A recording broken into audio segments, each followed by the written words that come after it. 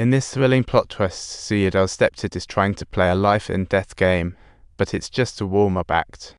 When they realize the password has been tampered with, oh boy, it's like opening Pandora's box. No doubt, Chairman Lion is the typical blame shifter, but Suyeda isn't going down without a fight. After all, he's a prominent son-in-law. But wait, the plot thickens.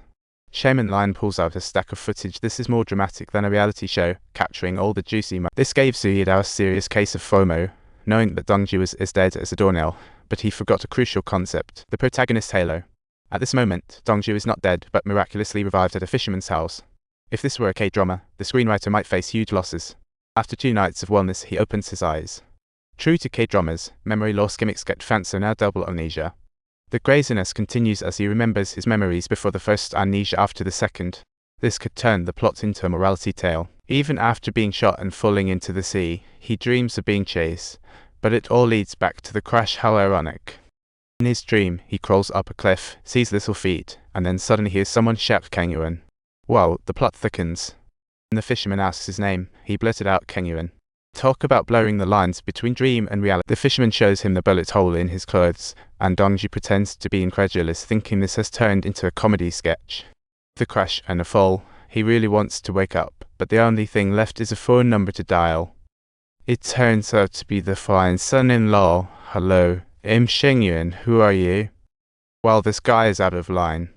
Clearly, it's a secret message from Dongju to Yingnan, but that call is a shocker too.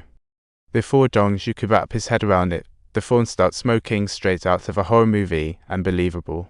After this brief thrill, the news that Dongju is still alive reaches the Penalty family. It's like breaking news. Just then, a public servant shows up for a visit, and when he hears that name, his jaw practically hits the floor. I heard Shengyuan, he actually lied. This situation feels like a twist in a soap opera. So, it's not just a dream. It's intricately linked with the butler's history, a serious concern indeed. Butler boldly snatches cups in public, definitely a complicated character, not without mysterious family feuds. Remember when Dongju first went to the chairman's house, the butler presented him with 2 heirlooms. What a moment, should we laugh or cry? Though Dongju downed some raw eggs in one gulp, he ended up with a comedic story to tell. Dongju is the chairman's most trusted junior. He firmly opposes his granddaughter's ties with him, a real roadblock. To split the couple, he uses precious stocks as bait. Loves deep sauce the pressure. Of course, Chairman Shan and Dongju are both leading men. We can't possibly split them up. But if you've got to mention a connection, they've been living together for years. Doesn't this breakup plan sound a bit late? But the happiest about Dongju isn't his granddaughter. It's his stepdad. The secret unknown to all. You called me, you jerk. Yes, this is just too coincidental, almost like a comedic skit. Since Dongju's phone is fixed, the result is this magical phone call, making Suyeda nearly burst into tears. As long as Dongju is alive, he won't have to worry about paying back the chairman's debt, just like a comic actor chasing a punchline.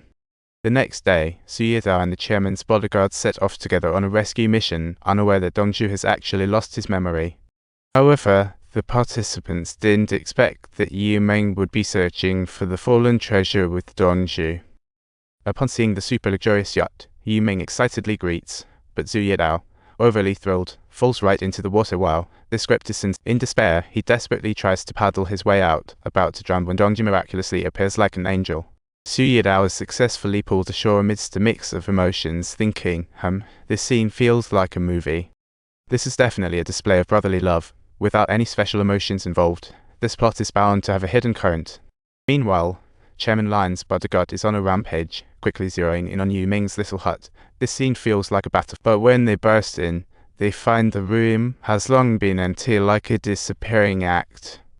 They must have had a tip-off, allowing them to escape ahead of time. What a miraculous teamwork.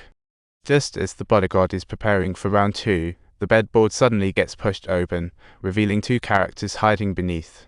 Yu Ming slowly removes the mustache from his face. Clearly, he's not your average guy. What happens next in this story? Dongju's destination is all because he needs to track down that lost designer piece. The stylish chase indeed. Coincidentally, the Penalty family's granddaughter is there helping her husband choose styles, and they run into an old acquaintance. What a twist of fate. Subtitles. The husband attempts to step forward to teach someone a lesson, but she firmly holds him back. Seeing her husband's helpless look, an emotional drama fully unfolds. The terrifying part is that everyone wants her dead, but she's blissfully unaware, living as if in a dream, totally oblivious to the escalating drama. Of course, her ex recognizes her at a glance, and the chairman's bodyguard comes charging in.